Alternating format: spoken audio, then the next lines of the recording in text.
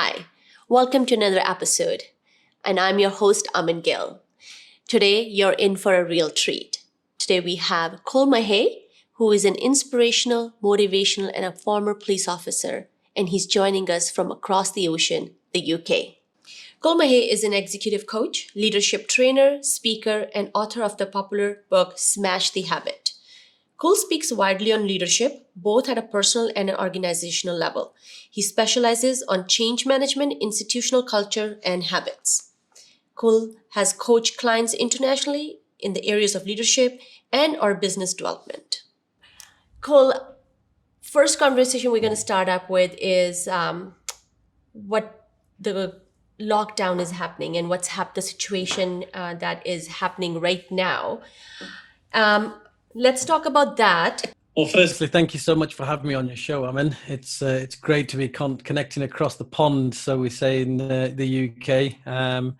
But the thing is, here in the UK, I guess is no more different than it is in Canada or anywhere else. Everyone is from a leadership perspective, and leadership is something that I'm analysing all the time. It's what I do. I work with organisations around emotional intelligence and leadership. So I've been looking at the leadership of different political leaders around the world and how they're responding to it. But here in the UK, I think we had a very slow start to the approach to COVID-19. I think we went through a state of denial, as many countries did. Oh, it won't arrive here. But when, of course, it does arrive, it's sort of, you have to do some quick thinking as leaders. And, the national infrastructure around our health system, as you know, we've got the National Health Service here in the UK, an institution that many people within the UK are very proud of, and they've become even more proud because it's been at the very, very forefront of us dealing with COVID-19. I think, we're also experiencing everything else that other people are experiencing across the world, shutdown of businesses, slowing down, and also the additional pressure that a lot of people are going through right now is about having extended time with our loved ones. Ordinarily, when we're running around in our works, in our daily lives, in the old normality, as I call it, we'd probably see each other 2 or 3 hours a day, and now here we are, we're spending between 14 and 17 hours awake during the day and having to cope with that. Even though these are our loved ones, it's very challenging for us not to be doing our usual routine of going to work, but having to actually build relationships and rebuild relationships with our loved ones. It's an eerie silence every time I've gone out to do a bit of shopping. It's an eerie silence out there when you see very little cars on the road. But in another way, it's also quite beautiful to see that nature is coming back. I'm hearing more birds than I've ever heard before. I'm spending more time in my garden than I've done before. We have 2 kittens. We're bonding with our kittens, and goodness knows what it's going to be like when we go back to work and the kittens are like, where are they? They will get. Yeah, you're right. Our pets will probably get more affected than anything because they're so used to us having at home. Now you spoke about bit about a relationship, staying at home. My next question would be about, with the COVID-19 and everybody staying home, how it's affecting our mental state, because we are around our loved ones more than before, and it's a lifestyle shift that's happened, and it had to be. How do we deal with it living in today? Like, how do we deal with that? Because you're a motivational speaker and you are emotional intelligence. If you can highlight, and what's your take on that? Yeah, I think this is a really, really important point, and I was just talking to somebody about exactly this point early on today. And my take on it is this: there are so many factors affecting our thinking right now. Factors around job security, factors around, the health of our loved ones, the factors around having extended time with our loved ones, and I think from an emotional intelligence perspective, I would always say that it is about understanding our emotions and the emotions that come into our mind, and understanding them, but not necessarily reacting to them. Understanding them and trying to get an idea of where these emotions are coming from and what thoughts lie behind these emotions. Now, if I were talking about emotional intelligence to anyone, I would say there's 4 stages that we need to go through. And we can employ this in our households as well as employ this in our organizations, companies, and communities. And the first part is really to understand ourselves, really to have that deeper, longer look at ourselves. You know, when we're running around in life 100 miles an hour, we take very little time to actually stop and explore the emotions coming up, stop and explore our habits, stop and explore our thinking, stop and explore what our values are. Well, now we have ample time to do that. And I would recommend that everybody takes time out right now to actually look within themselves and say, who am I? What do I stand for? What is my makeup? Where do I come from? And once we understand that, then the second quadrant of emotional intelligence is about managing yourself. So this is a great time right now for us to look at those habits that we've had. You know, do we become angry very quickly? Do we become anxious very quickly over small things? Well, if that is the case, what am I going to do about that? So how do I manage that? So this is a great time about shifting habits, you know, almost having a clear out of all the bad habits that we've got. And by the way, when I talk about habits, you know, people talk about habits and they say habits are physical. No, every single habit that I've ever come across has been mental. It's a psychological state. 16 years ago, I was a big smoker, big drinker, big meat eater. And overnight, I stopped drinking, eating meat, fish, eggs, smoking, all on one night. So I know it can be done. And 6 years ago, I gave up drinking tea, coffee, fizzy drinks, pop overnight, and fruit juices overnight. And 4 years ago, I gave up drinking milk all overnight. And I wrote my book, Smash the Habit, to explain that this is just a psychological state that we put ourselves in. So we need to explore our habits and understand the psychology behind our habits. And we have so much time right now. And even in the lockdown period, for me, I've shifted my habits. I know that I'm not in the normality that I was in 2 months ago. So the normality in which I exist now, which is our existing and temporary sort of reality, what can I do right now to shift myself so I can fit into this reality, which then sort of takes me on to the third quadrant of emotional intelligence. And that's about having social awareness. And when I talk about having social awareness, it's about not just understanding your community, not just understanding your organization, but in the current context, it's about understanding the environment in which you exist. So the environment in which I exist right now, for the majority of the time, is me, my 2 kittens, and my wife, and the extended family who we talk to via Zoom or telephone calls. So that's actually my current existence. And so how can I exist within that? How can I understand that more deeply? And that is about really having that greater social awareness. And once we have that social awareness, I know how other people tick within the household. I'm quite lucky. There's only the 2 of us here. But once you understand how various people within the family tick, then you come on to the fourth quadrant, and that is about building powerful relationships. So how can you adjust your behavior, your thinking, to have an even better relationship with everybody around you in the family? And I'm seeing this extend beyond families at this moment in time. I'm still working. I'm still doing business. Everything I'm doing from home. So I'm still talking to new clients, but I'm finding, I don't know if you're in the same position, but I'm actually building better relationships right now because I'm reaching out to people on a one-to-one basis. I get to understand people. I understand where they're coming from, what their thought process are, what their needs are, and I'm able to adapt myself to build really deep, long-lasting relationships. So that is emotional intelligence in a very short snippet, and how I think emotional intelligence can apply into the family environment. Wow. You know, you're so right, because now that we are home, this is the only time we can sit and reflect on ourselves. Mm. And things that, like you said, habits are mental, they're not physical. And Yeah. knowing yourself, like before this lockdown happened, we were always on a go, go, go. We never really had time to really reflect inside of us. And that was a Yeah. lot. People were I found like even now that when I'm speaking, like how you are talking to people, that people are reflecting on themselves a lot, trying to understand that they have never had that. And for me personally, I'm actually enjoying, because of when can I go on, like spending time with the family. You always have to book a Yeah. vacation to be with the family. Here you are with the family. You can actually Yeah. spend that time with the family, because it's like you will never have this opportunity before. Now, my other question would be, to those people, like for especially the frontline workers, and you are seeing, like, I don't, in the news, and I have seen where I've heard a lot of people are actually mentally, frontline workers are struggling mentally, Mm. where some of them have committed suicide. What would be the advice to them, because they are the one who are actually on the forefront of everything and experiencing and seeing the worst of everything? So how can they take care of themselves? Again, a really powerful question, and I think a very relevant question, because not many people are talking about the mindset of key workers, as we're calling them in the UK.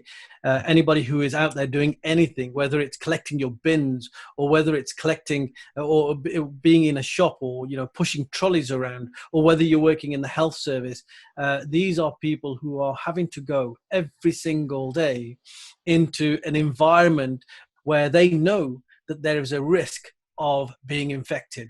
They know that, and we just had a 2-minute silence yesterday for our NHS workers who died. We've had over 100 NHS workers who have died, and care workers who have died in the UK, and there was a minute silence for these great people. And so you can imagine that if we think in the ordinary society that we're living in a state of somewhat a state of fear, imagine how much more that is multiplied when you are having to go out, not being locked in, but having to go out. And particularly those who are working in the health sector, particularly those who are having to deal with people who are infected and affected, and having to deal not just with the potential of being infected yourselves with COVID-19, but also being affected by the fallout of COVID-19, people that they're seeing in front of them who are dying, and dealing with their relatives. So these are all very, very complex issues right now. And what I would say to key workers right now is that there are lots of people like me who are offering their services for free. I put out on LinkedIn the other day that I want to support anybody through a coaching session who is going to work right now and wants to take some of the stress away from themselves to actually talk it through. Then I'm open. And I think lots of coaches around the world are doing something similar, which is an admirable thing to do. Now, having been a police officer and being a very senior police officer where I was an operational commander of many, many critical and major incidents, I know that when you are working to resolve a situation, you go into like this automatic mode. And many key workers are in this automatic mode. They get almost quite robotic about what they're doing. They know they've got to get up at a certain time. They know that they've got to go to their place of work. They know that they need to perform a certain function, and then they come home.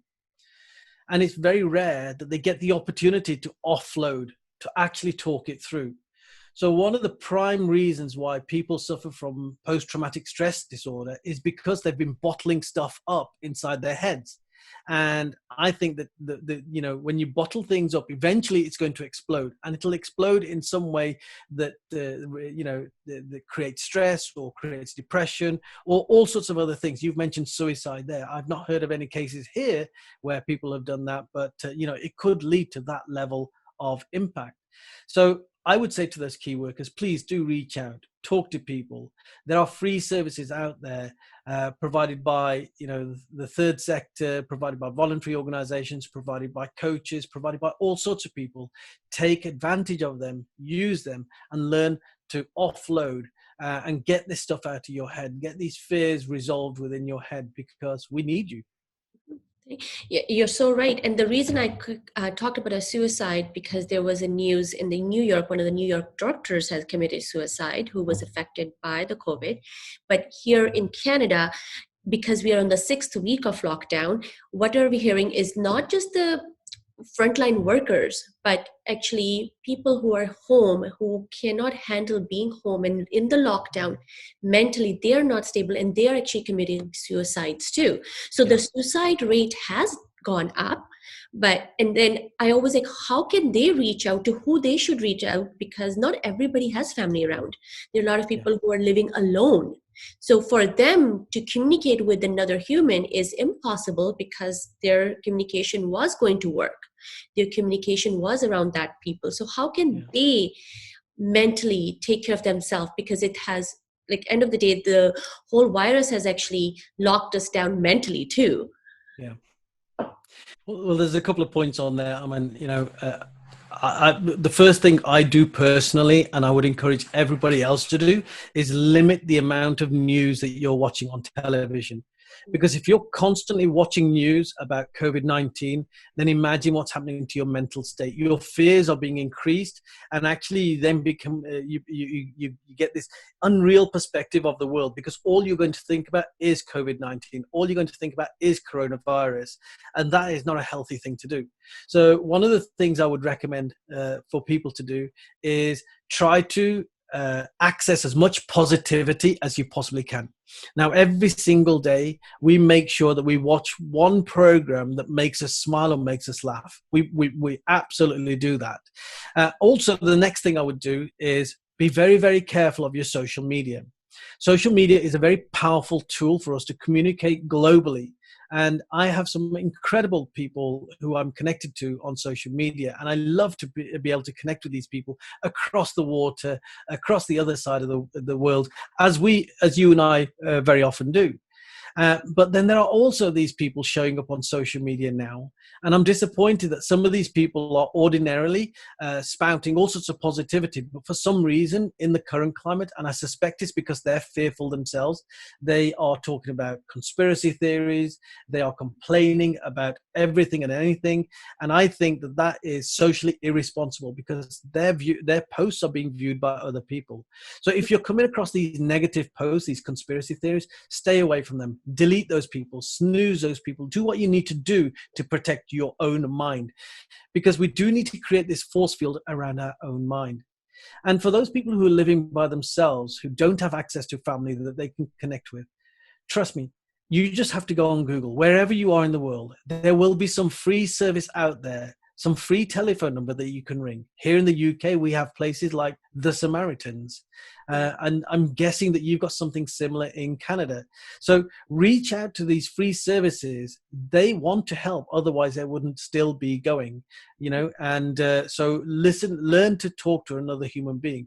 If you have a computer, learn to do video calls. You can do video calls on your telephone, on WhatsApp, and so many other ways of connecting with people and actually seeing somebody's face. And those people don't necessarily have to be your family. If you haven't got family, then learn to talk to absolute strangers.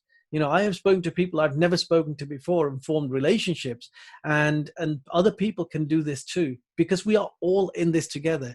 We are all in this reflective mindset together. And I think across the world, everywhere I've spoken, and I've spoken to people in New Zealand, in America, in Australia, India, and of course in Canada, and everybody that I've spoken to is in this deep state of self-reflection, which is a beautiful state, because you can have some really deep conversations. So do that, connect, and watch what you're exposing your mind to. Yes, you're right. Because the other day I did post something about how you can use your technology is like money, where you can use it for your benefit or you can use it as your servant, 100%. right? So 100%. you are so right. Technology, you have to use it to the benefit of you. So right now we are doing through the Zoom video, like there's a technology. Can you imagine this? It was 20 years ago or 30 years ago. That would be very different. So we have to be thankful for the stuff that we have today, because we can communicate with others. So how about I have teenager kids at home. So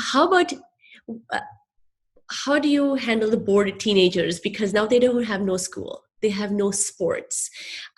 Thankfully, the weather is good here, so we actually can go outside and do some yard work. Yeah. But what is your intake and what is your advice to those teenagers, young youth who do not know how to do things, because they are so scheduled? What I found, they're so scheduled to school. The school does everything, they go by the school schedule. Then after school they have sports, so they show up and the coaches will have everything aligned for them. Now they have this time where they're trying to figure out how to use the time, because there's no schedule for them to put a schedule. So what is your advice to the teenagers? Well, I mean, that's a really relevant question for so many households. And I was, just talking to the BBC about exactly this a few weeks ago. And my advice there is this: Firstly, we need to understand why teenagers are being affected more so than other children. And that comes down to one of the facts that, when you get to around about 12 or 13 years old, you suddenly start seeing yourself as an adult. You suddenly start seeing yourself almost as grown up, but you're not grown up in the sense that you don't have the responsibilities of an adult. But you start valuing your own freedom. So if we have teenagers at home and we start giving them strict schedules that they don't like, and we're expecting them to conform to, what essentially we're saying is we're taking away your freedom. Now, it was okay with their freedom being controlled when they were in the school environment because that's something that they've become accustomed to. So we're now trying to push a system onto them that they're not accustomed to, and it's within their home environment, which can be very, very difficult. I know a lot of people are struggling with homeschooling. And if you think about it, it must be so difficult for the teenager, for the child even, to work at home and be expected to work exactly as they would do in school. They haven't got classrooms to go to. They're not surrounded by distractions when they are at school. They are at home. And the parents aren't qualified to teach in the first place. So understanding all of that, I think one of the key things that we need to understand with teenagers is firstly, that they're in a state of fear. Secondly, that they are looking for freedom. Freedom is very, very important to teenagers. So we need to treat them in a way that they still feel that they have access to that freedom. And so thirdly, the way we communicate with teenagers is so critically important. If we talk to a teenager as a parent, every time you talk to somebody else, even an adult, as a parent in a parent kind of mode, they are more likely to respond as a child. But if we talk in an adult context, have the conversation in an adult context, they are more likely to respond in adult language, in an adult context themselves. So I think what it is with teenagers, I think we need to respect that they are growing up, respect that they have access to a wider vocabulary than we might have thought, and understand that they're not the child that they once were. And probably they know more because they have more access to digital information. They know more than we give them credit for.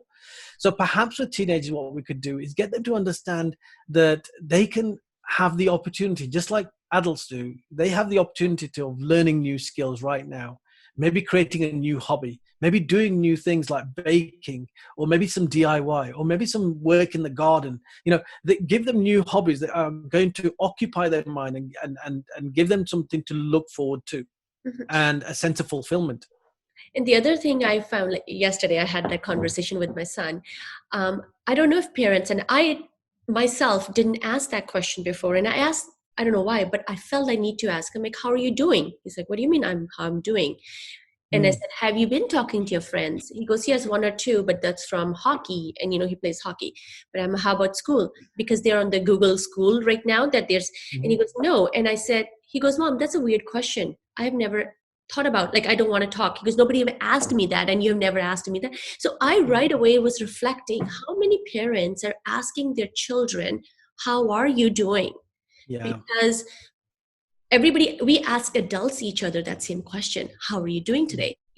But are we acknowledging that our children, they are feeling a change, isolation, and are we questioning them and asking them, how are you doing, and asking about their welfare, mental health, because they watch us, right? Yeah. So we have to set them as an example. We have to set up ourselves an example that tomorrow anything happens in future, that they're ready to handle it too.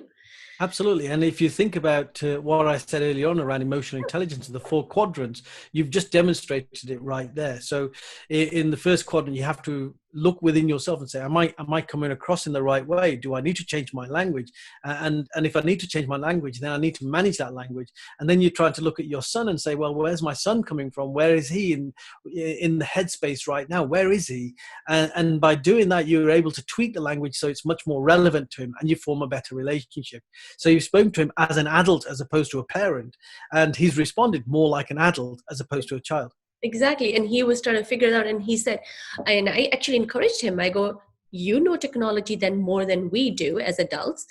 Use that and, talk to your friends. And maybe you check up on them and how they're doing, Yeah. in checking up in each other, just as teenagers on teenagers. How are you doing? And he's 14 years old. But, I think as this conversation should come from the parents too, like in Yeah, them, because absolutely. we are the role models for them at home now. Yeah, absolutely. And these are skills that parents, by and large, do have. They may not be teachers, so they may not be able to do the homeschooling so much, Mhm. but they can teach life skills. And I think when it comes to homeschooling, a lot of parents are putting themselves under immense amount of pressure, certainly here in the UK, to teach their children all the subjects and curriculum that they would have in the schools. Well, I just think that's impossible because you're not a maths expert, you're not a English expert, you're not a science expert. You can only do what you can do. If there were two subjects that you really need to focus on, if you are going to really focus in on homeschooling, it's mathematics and English. Those are your key subjects.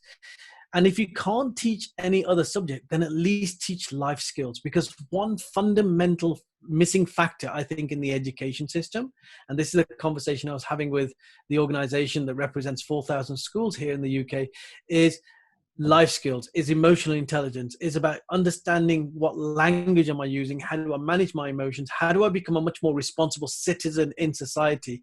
And I think if we take the advantage of where we are right now, we can actually create a whole generation of much more socially responsible and communicative people going forward.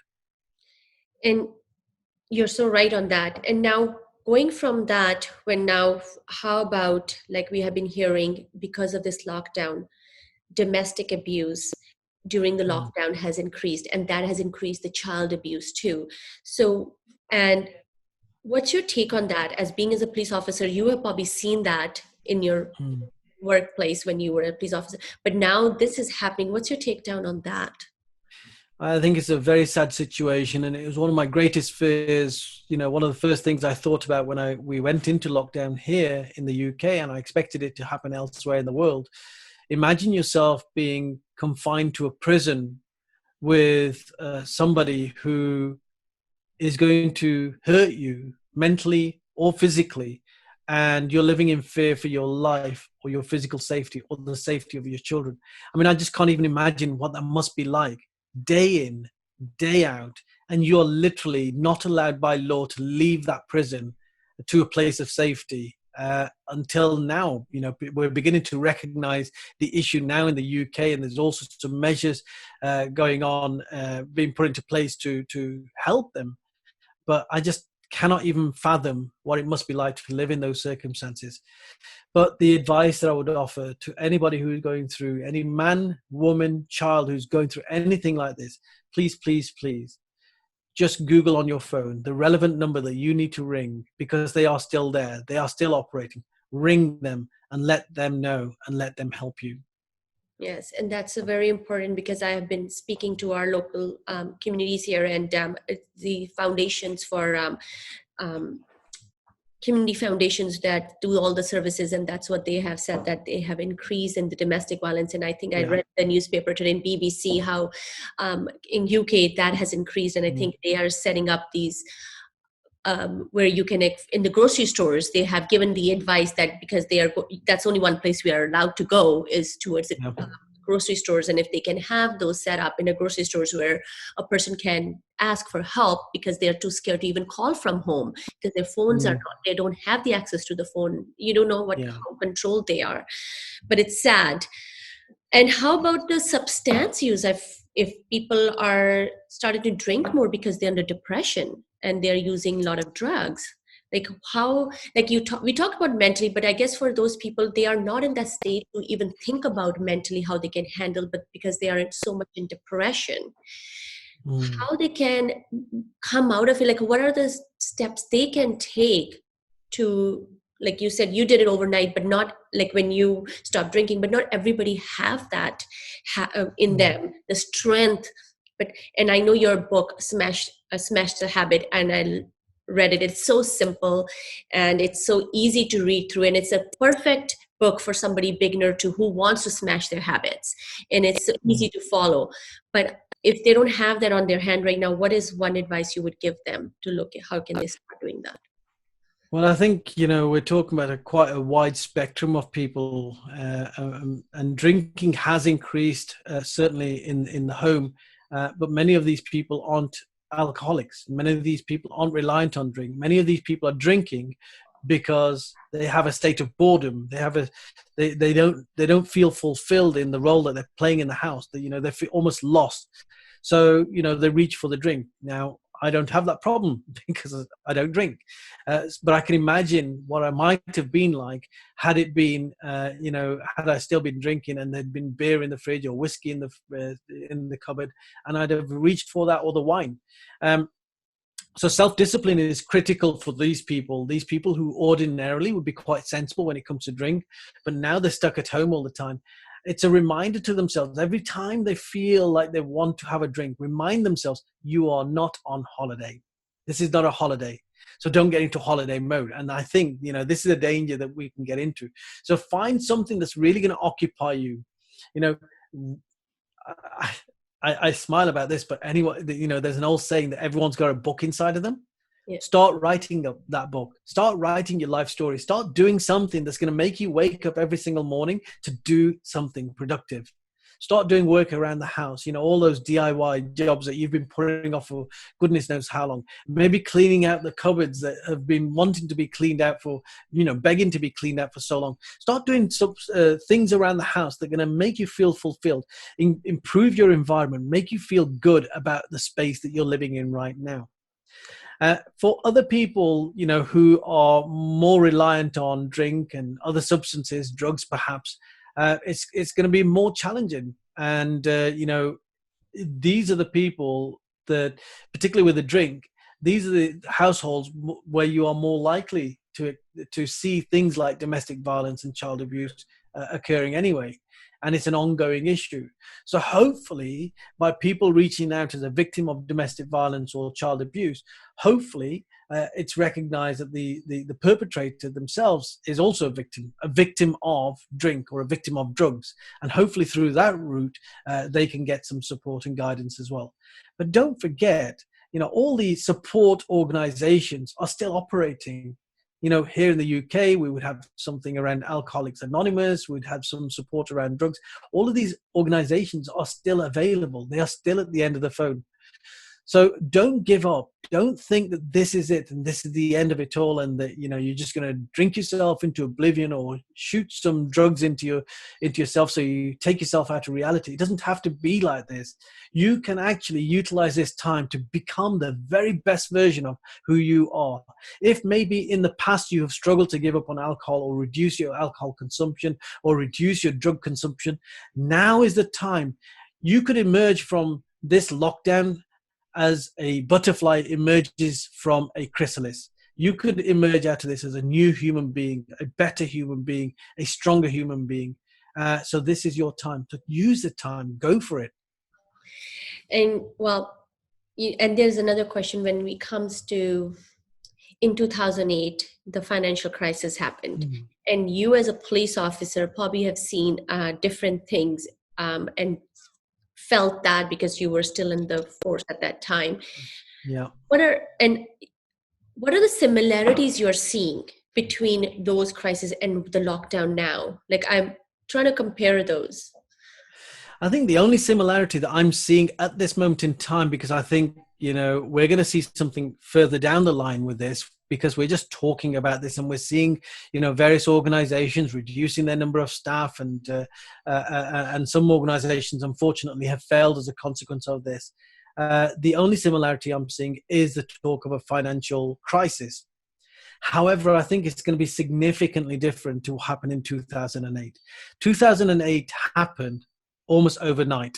It took the world by surprise. And actually, the foundation of the 2008 crisis was the financial sector. That is not the case yet, because the financial sector still is very strong. I'm no expert in finance, but the banks are still operating. We haven't got people running on the banks now. The banks are not running out of money. So I actually think that while ever there's been a huge loss of jobs, companies are struggling, quite understandably so. I actually think that we may be able to pick ourselves up far quicker than we were after 2008, because jobs, normality will kick in again, jobs will become available again, and hopefully organizations will grow again. I do think that there has been a degree of awareness raising with many, many organizations, particularly those that were resistant to things like flexible working policies for their staff, now understand, wow, we can actually allow our staff to work from home and it still works. So many organizations might actually look at this as an opportunity to reduce the number of staff because they understand that they can work in a different way and work just as efficiently, if not more efficiently.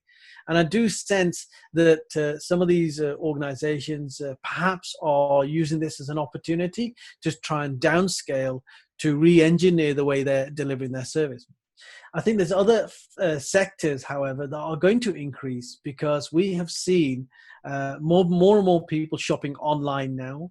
The online sector has massively increased in the last few weeks.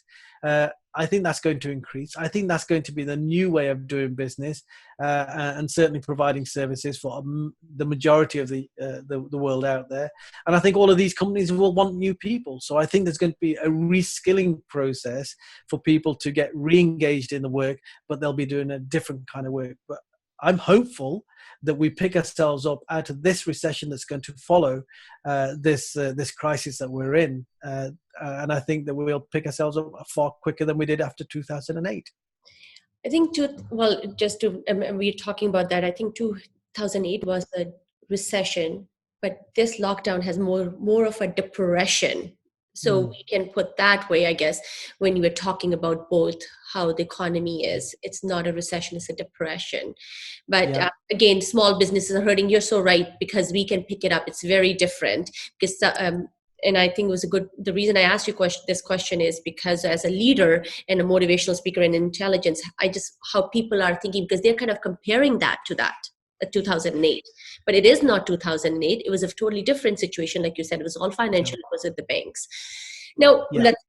let's talk about something. I know we are talking about all the things that are not working or people are going through. I like to talk about what are the positive things that came out of this lockdown. Like that's more important because people are seeing, but what are the things, if this didn't happen, we would have never been able to see the positiveness of this. So I think I highlight a little bit of the positive side of that. 100%. I put a Facebook post out early on saying, well, what have you learned? What have been the positives for you in the lockdown? And, I've had so many responses to that. It's just been incredible. People are learning to play musical instruments. People have learned to bake at home. People have learned to communicate with their families better. People are happier, healthier. People have gone and found creative, innovative ways of getting fitter again. People are meditating more. People are doing much, much more strategic building of their businesses going forward. Understanding how they can shift their focus or shift their business model to deliver a service in a different way.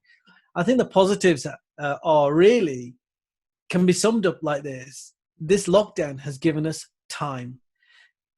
Time to take out from ordinarily busy lives where we are literally going from place to place to place to place, and we do much of it hypnotically because we haven't got time to think. This lockdown has forced us into a time where we can do nothing else but think.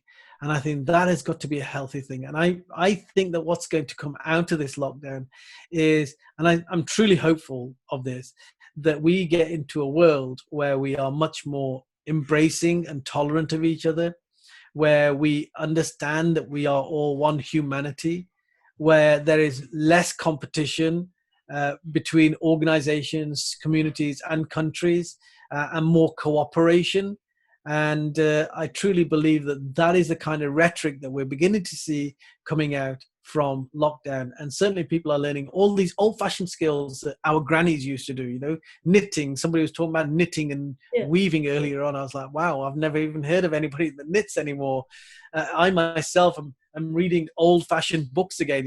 Normally I'm on Audible and listen to audiobooks all the time, but I'm now able to pick up books and feel the texture of the book. And it slows your thinking process down. It's quite a meditative process. I've gone back to the gym and, I've got a gym set up in my garage, and now I've got into a routine where I go for an hour every single day. I feel fitter and healthier. I'm taking more time out to meditate. I have been building my business and I've completely restructured how I deliver my services. And as a consequence, I'm getting more clients coming through. So I do think that this can be a really, really productive time for each and every single one of us. All we need to do is work our way through the change management model. So typically when it comes to any kind of change, whether it's a change in your organization, change in your life, or change in society, we always start off up here where we get into a state of denial. Oh, that's never going to happen. They will never lock us down. I just can't see that working. And when it does happen, then you get this angst, this anger, this anxiety, because you think you won't be able to cope with it.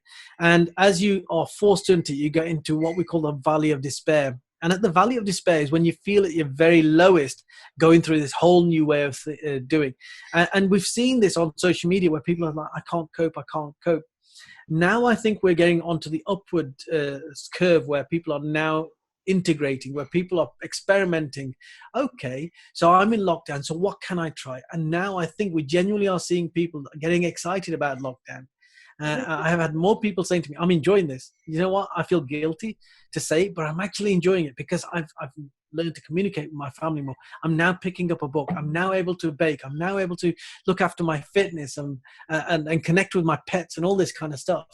So I think that we are just going through a natural change management model.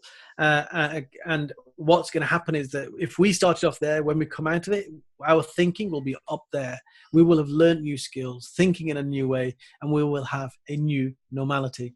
I think that learning new skills have already started. I think people have figured that out, and it's so important. Yeah. You're right. Like personally, me, I am in such a good mental state. I always say, I'm like, I couldn't even get this time even if I paid for a vacation to go somewhere, right? So you have to take that as an advantage. And I think it's a state of mind where whatever situation you are in, how are you going to take that situation and towards you as an advantage? Because Absolutely. I don't think people understand how different this is, how unique this is. This is so much more different, as you quite rightly say, from taking a vacation somewhere. Because even if you go to a holiday resort somewhere on the opposite side of the world, you're still going to have distractions. You're still going to be surrounded by people. This is a unique time where you are by yourself with your loved ones around you, with still the ability to connect with the people around the world. This is like the time. If you don't re-engineer who you are right now, reinvent yourself with who you are right now, then I'm afraid I don't think you ever will, because this is the only time in your life, because this is the only time this has happened in my lifetime. I can't see this happening every couple of years. So this is a unique time in your life. Utilize it to the best of your advantage. Well, thank you, Cole. Now, we talked about the coronavirus and we talked what's happening around the world. And your insight was so helpful. And I know a lot of people will actually learn from it and take your advice. I'm not going to go into your personal life because it is important as a leader. Who we are, it actually is our past that has trained us or made us to make the choices to who we are today. Yeah. Now, it's a very unconventional path for a police officer to become an inspirational speaker. Right? But I believe when you become an influencer, you do always learn from your past, like I said, or something has made you very uncomfortable that has forced you to take an action. Reflect on your past, and because you have talked about that in your speaking and you have talked about in your book. So there's a little bit of your past that kind of our audience can hear that how you became who you are today. Well, I think I can just sum it up in one sentence, and that is that I think I've always been a person that dreams. I've always been a daydreamer. I've always looked to think about how I can live my life to its fullest. I dreamed of being a police officer from the age of 10. It was my number one passion. I became that police officer. And it was quite ironic to have a local newspaper of the first area that I was posted as a police officer to suddenly put my picture up of when I landed at that police station in 1985, just to remember me, which I thought was beautiful to see. Um, I went to a mining community that had never seen a brown face in its life. I recognized then that I was a role model, but that how I reacted and responded and connected with that community not just reflected on me and the police service, in its widest context, but also helped them to form their perception of what Asians are like. So I always acted as a role model and did the very best that I could when it came to forging relationships with other people. And having been fascinated by people throughout my entire life, I've always wondered, why do some people respond in this way and some people respond in this way? And of course, as a police officer, I've seen all the dark sides. I've been the investigator of murders. I have seen people at their lowest ebb. I've seen people going through their darkest times. I've seen families shattered. I've been in the middle of riots, faced by 2,000 people against my line of 30 cops, where they seem intent on causing us serious harm. I've been there, and I've been frightened on many occasions, but I've also been fascinated as to why people do what they do. So this fascination with how people thought and behaved carried on to throughout my entire life, and still is with me. 10 years before I left the police service, I realized that as a police officer, as much good I was doing, I wasn't actually changing society. What I was doing was reacting to events that had already occurred. And I really wanted to have an influence over society and change people from the inside out, so that we could actually, hopefully, have less disorder going forward, less crime, less hurt, less pain going forward. So now, I talk about emotional intelligence. I work with leaders. I've seen poor leadership throughout my entire time in the police service. I've seen great leadership as well. And my other passion is around leadership, and I want to help organizations create emotionally intelligent cultures where people can leave their work at night, go home to their families and think, wow, what a great organization I work for.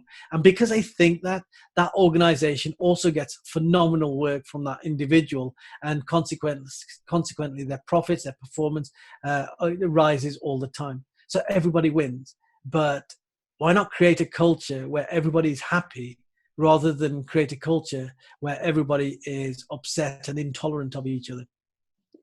Now, there are so many particular moments and stories that you were on a duty, um, that made you challenge your own perspective in life.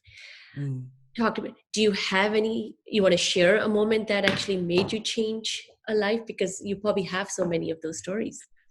So many stories, but I think one of the most powerful stories that really struck me was when I was a very young police officer, and I was on a night shift duty. I was in my patrol car. It was 10 o'clock at night. We just started our duty, and I needed to go to a house to take a statement.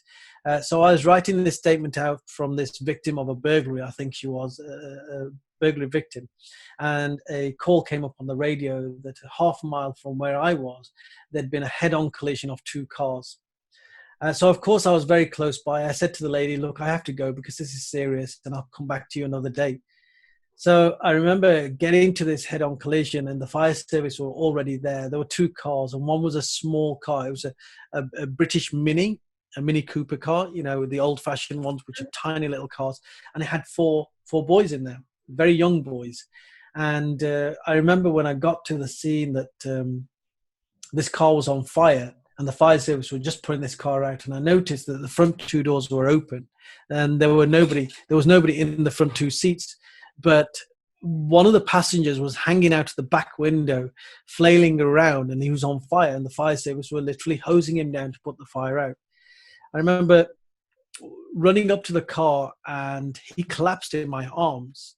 And as I looked down his skin, his body was like a kebab. It was literally sizzled. It was literally burnt, and his foot was trapped in a hole. This boy turned out to be 16 years old. This boy sort of died in my arms, and I remember I put the ventilator mask on him, the oxygen mask on him, and I was shouting at him to breathe, and he looked into my eyes, and then he died. And I'll never forget that story. That story will haunt me till my dying days, because it was in that moment that I thought to myself, 16 years old, you had a whole life in front of you. I just wondered whether he'd lived as much of his life as he wanted at that moment in time, or whether had any regrets. My second story was when I went into a hospice, and I was talking to somebody who was coming towards the end of their life. And I remember talking to them, and we had a really deep conversation, and I asked them, so what would you have done differently with your life? This person had 3 months to live. And she said, I would have believed in myself more. I would have taken more risks, and I would have cared less about what society believed of me and thought of me, because in the end, they didn't matter. And these two stories combined made me realize that so many people in life die with the music still with inside of them. So that's when that's why I've created my company called Ignite Your Inner Potential, because I truly believe that every single human being has this unexplored room inside their minds that's dusty, that they know the door is there, but they never open that door. And if they were to open that door, they'd see this beautiful chamber, dusty as it is because we never go in there, but this beautiful chamber full of potential, full of all the things that they thought they could never do, but they can. And that's the music that we have within inside of us. So I've seen so much death, and I think that has just woken me up to, when I die, I want people to say, at least he tried everything. Mm-hmm. Thank you for sharing this. This is so powerful. You're right, because I guess a lot of us are always in that thing, what will other think?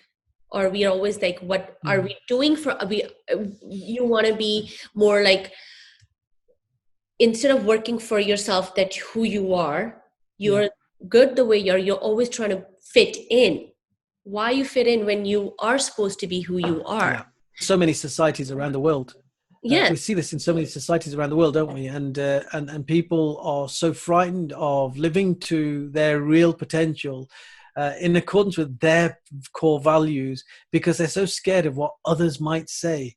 My response to that is, are others going to live your life for you? Mm-hmm. Because others, this concept of others, whoever they are a temporary blip in our imagination. And if you are going to truly live your life, then you truly live your life in accordance with your dreams, in accordance with your morals and your values, and in accordance with the hidden potential that you have deep within inside of you. Yes. And I guess that goes with even with the work. Like now we're in lockdown, but if you think about it, a lot of people are always working tirelessly, not knowing, because they're trying to prove something to others. Right. So now this is the time I always say, like, you need to reflect. Whatever you're doing, you need to prove it to yourself. Yeah. Right. Learn to be different. I say learn to be different. I have a philosophy, and this is an absolute philosophy that I use in my own business. I look to see what everybody else is doing, and then I'll do something different. I always say, if everybody else turns right, I'm going to turn left. Because A, the road is not crowded, and B, you're doing something that other people aren't doing, and it'll get noticed more. So this is my simple philosophy in life, work, and business. I don't do what other coaches do, what other leadership trainers do. I do what I want to do and what feels right for me. I don't get sucked up into that sheep mentality where you get swept along with the herd. Yeah. Well, and I wanted to go more in detail with your personal life, because you talked about your father, how he was, how you had to deal with him because he didn't want you to be a police officer. Then I do want you to talk about your own struggles, because you have been in that depression state in your life that you had to pull yourself out, because those are the stories that will resonate with a lot of people when you have yourself been there and you have pulled yourself out. So if you want to highlight a little bit on that, because as I've in the past I've talked to you, and you have really opened yourself. And I think it's important for the world to know that to be Absolutely. who you are, you need to be authentic yourself and be okay with how your life has treated you. Mm. Absolutely. You know, we can all sort of complain or regret all Mhm. the things that we've ever done in the past. But the simple truth is this: there are 2 days in the week that we cannot change. We can't change what happened yesterday, and we certainly can't create tomorrow. We can only live in the moment. And if we are the very best of who we are right now, then we have a greater chance of having a better future.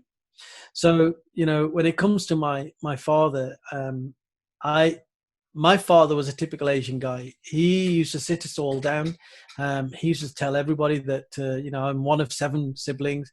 He used to tell everybody that he wanted us to be doctors and dentists and solicitors and lawyers and things like that. And I remember everybody else used to nod their heads. And, you know, my elder brothers, 2 of them are doctors now, and 2 of my sisters are nurses. One became a teacher, and I was already thinking about being a police officer, but I was too scared to tell my dad because my dad came from India. And so his image of the police service was of a corrupt organization back in India. And so he assumed that the British police service was the same. But when I eventually told him and he recognized the passion that I had for the police service, he actually became my number one supporter. And every time, you know, I applied to 26 different police forces, and 26 times I got rejected. But each time my dad says, keep going, keep going, keep going. And on the 27th occasion, I eventually got into the police service. My journey in the police service hasn't been an easy one. You know, I've seen racism, I have been assaulted, I have seen people jealous and competitive. I've seen the dark times that other people have gone through as a result of crime and criminality. And I could have held all of those close to my heart and actually blackened my own heart and my own thinking, and lived in this state of fear or anger or agitation or frustration and never move forward. But I always said to myself, there are 3 types of people when it comes to challenge. There are the people that give up and go home. Their passion simply wasn't strong enough. There are the people that fight and they fight back, but they never really truly win, because nobody truly wins in a war. There are always casualties on both sides. But then there are those people that understand the bigger reason, the bigger perspective of as to why they are in that position. For me, it was a police service I was in love with, not the individuals necessarily. So I made a commitment to myself that I would get myself to such a position in the police service where I could influence change, influence the culture. And, you know, by the time I left the police service, I was in charge of hundreds and thousands of members of staff. I was an operational goal commander. So I was like the top man making the decision in all sorts of critical and major incident scenarios. I was respected. Um, I had a podcast done about 6 months ago from a chap who was doing a survey on happiness in the workplace. He was for his doctorate. And he said, I never told you this at the time. He said, but actually, I was doing a survey around so many different organizations. And one of the questions I was asking the staff was, which one leader makes you feel that their happiness levels are so high that they make you feel happy, that they literally leak out happiness wherever they go? He says, and across all of the organizations that I ever came across, he says, do you know, most of them would name one person 2 or 3 times. He says, you were named 15 times Wow. by individuals in your organization. He says, you by far, you were the top one. And that makes me feel proud of who I was and the leader that I became. And that's the leaders I want to create wherever I go. And of course, you know, life, the journey in life is never an easy one. I've had my dark times myself. You know, I have struggled with all sorts of things. I have, you know, I've had a relationship breakdown, and it was quite a toxic environment. At that time, I felt the lowest I could ever feel. I felt that I couldn't achieve anything. I started doubting myself. I lost myself. I lost my personality. But again, you know, there was an inner strength within me in recognizing I needed to get out of this to follow who I truly am. And this is what I say to everyone: don't worry about what other people are going to think. If you truly want to live and exercise everything that you have within you, then you have to work and live in accordance with what your values are shouting out. And sometimes we don't know what our values are, but they are shouting. We can hear it. We can feel it. This is right. This is wrong for me. So follow what's right for you. Well, thank you, Cole. You have really shown the leadership that you are not a leader. You have taken that servant part of the leadership, and you have really put that in you. And I love watching your YouTube videos. I love when you put post on, because you're right. Your post does make people happy. You actually put it out and you question people. Um, what is the positiveness, and to look deep within them, and it is a simple question that you just put on every day, and sometimes I have to like read it, and that's what actually keeps me connected with you, because of the questions you put out there. So thank you for doing this, and You're thank you. welcome. And I'm hoping that people will follow you on Instagram, on your Facebook, on Ignite Your Inner Potential. I know you have your new app, Ignite Your Inner Potential.